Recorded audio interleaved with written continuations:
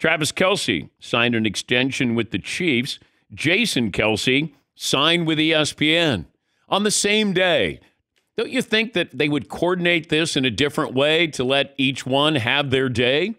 Or did they do it together? Was it a collab? Because Travis Kelce is going to sign up for 2 more years. I think he'll play 2 years. He's already had a couple of years on that contract, but they freshened that up, and rightfully so. Has Travis Kelce, is he the face of that franchise? Because normally you think the quarterback when you're winning all those Super Bowls. But has Travis Kelce become the face of the Kansas City Chiefs? And I would say yes, because of everything off the field. Hosting Saturday Night Live, now dating Taylor Swift. He's a personality. Got the #1 podcast along with his brother, and it feels like the tight end is the face of the franchise as opposed to the quarterback. That doesn't happen very often, if it's ever happened before. Jason Kelce, who, yes, I did have conversations with, and he just wanted, he was picking the brains of a lot of people in the business and doing the right thing, doing his due diligence of where he wanted to go for his broadcasting career. And he had a lot of leverage here. And yes, I did say to him, if you're going to ESPN, understand ESPN. Because if you go to NBC or CBS, Fox, you'll be used less. You won't be exposed as much. But that can be a good thing because ESPN has a way of overexposing. If they find somebody like McAfee or Stephen A. or Dick Vitale or Chris Berman, they tend to overexpose. But I said that can be a good thing as well. If you like going to work and you like people knowing who you are, being on, 2, 3, 4 times a day, then that could be for you. But yes, I did talk to Jason Kelce throughout this, and he said, look, I'm talking to a lot of different people in the business. I kind of want to know, and I suggested, look, you could go to CBS. Nate Burleson's a great talent. You got J.J. Watt in there. James Brown will take care of you. I knew that they were going to be making some changes with the pregame show. Didn't know exactly who was going to be out, but Boomer Esiason, Phil Simms not there. You still have Bill Cowher in there. But I thought that might be a good place to go as well because I said it's quality of life, and you could go from Philadelphia to New York, take the train up. You could do the show, go back, be with your family. But with ESPN, you could be traveling. You could be in Bristol, Connecticut a lot. So just make sure that you're able to monitor how they use you. And he decided to go with ESPN. We connected yesterday. I said, congratulations. And if I could be of any help down the road, I'll be more than happy to help you. He doesn't need any help, but I imagine Travis will be joining him at some point here in 2 years. So let's see. Poll question. What are we going to go with today, Seton? Well, I think we're probably going to start with the lead topics. Better signing yesterday. Travis Kelce, Jason Kelce.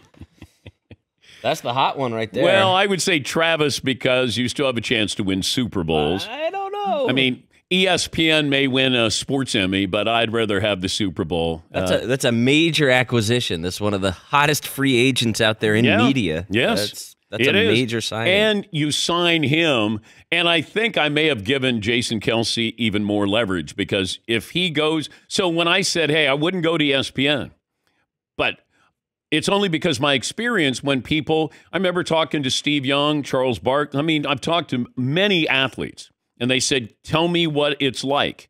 And I said, I'm going to tell you what it's like, but it's not for everybody. But it is a wonderful place, and they launch stars. They make stars out of people. But you got to understand, if you go there, you go into the car wash, and sometimes you're there for 8, 9 hours a day on different shows, and you forget what you even said, an hour earlier. But, he'll do well. He's fun. He'll probably do WWE. He's going to have his podcast. His brother is still playing well and dating Taylor Swift. So a lot of things are going well for Jason Kelce. But Travis Kelce, that's different. That's 2 more years and then going into the media business after that. They'll probably look at what the Mannings are doing and maybe do an offshoot of that. There was talk, there was discussion of these other networks and what they were offering. But make no mistake about it, Jason Kelce was going to make his own decision, but he did talk to a lot of people in the business, and his decision was to go to the mothership, where he'll be there on Monday night. So good for him. Yes, Paulie. I wonder if Travis Kelce can do anything to be considered the greatest tight end of all time. It does feel like, at least in modern generation, maybe it's Gronk, Tony Gonzalez, Travis Kelce's entering the chat. Back in the old days, I think Travis Kelce will be viewed as the greatest tight end of all time. He's got 907 catches, which is... But it's not that. Correct. He's popular. Now, Gronk's popular. Tony was great. Tony Gonzalez, with those numbers, those are video game numbers for a tight end. But he didn't have that popularity boost like Gronk did, and to have postseason success. When it got to the postseason, you knew Gronk was going to come up big. Travis Kelce. How many times do we come in on a Monday and I go, I don't know how he's always open? How many times do we say that? Because I'm always fascinated with that. He's not athletic. And, I was listening to Nick Wright yesterday, and he was talking about the Chiefs. They drafted a tight end. And he said, you know what? What Kelce does can be taught to somebody else. It's not like he's a great athlete or something that's, crazy athletic or superior to a lot of, players he's playing against. He just knows how to play. And he said that might be something, passing on that information to a teammate, that those are things that can be taught. But Travis Kelce, with his popularity, I think is going to be, like Terry Bradshaw became popular now, whereas back when he was with the Steelers, he wasn't as popular because everybody else was. Mean Joe Green, Chuck Noll, Franco Harris. Oh, that's right, it was Terry. Joe Montana was really popular, had commercials. He was a big deal. Dan Marino was a big deal. There's certain quarterbacks who didn't care about doing that. And maybe were better quarterbacks than we give them credit for. But Travis Kelce, first of all, you win Super Bowls and you play at a really high level, and maybe you get another Super Bowl in here. That would solidify, Gronk's great. You've got other tight ends that are in there, but I would say Travis Kelce will go down as the greatest tight end, and not because of production as much as production plus popularity. Yes, Paulie. Quickly, Gronk's an interesting case because he had 4 great regular seasons. He had a bunch of other banged-up regular seasons. Yeah. He only had 621 catches. While that's great, it's less than half of Tony Gonzalez. It's 400, going to be 400 less than Kelce. But it feels like Gronk is like, when healthy, if I could have any tight end on my team, that might be the guy. Like Jim Brown does not have the numbers anymore, but if you said the greatest running back of all time, people still say Jim Brown. Like Gronk is such a unique physical individual. See, I would have said Gronk, but I think the last couple of years have changed me with Kelce. Like Kelce is there all the time. And Gronk got banged up, but Gronk took a lot of hits. I mean, Kelce is really a fascinating player to watch. And that's that guy's always open.